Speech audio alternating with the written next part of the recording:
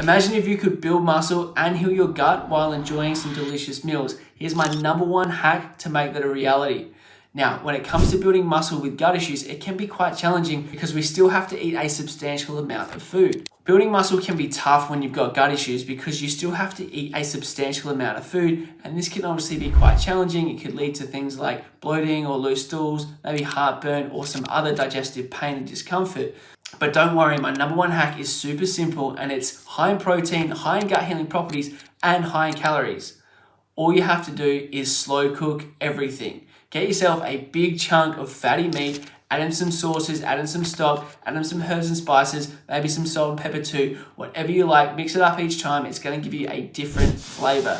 This is going to give you endless variety and it's going to be really good for helping you get those extra calories in. Plus it's got some gut healing properties in there that's great for healing your gut lining. And I guarantee in a few hours time when you walk past the kitchen, your mouth will be salivating.